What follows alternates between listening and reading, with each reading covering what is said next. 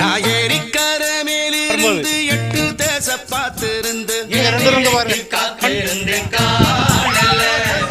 7 8 ஆன பின்னும் ஊரடங்கி போன பின்னும் சோறு தண்ணி வேணும் தோணல.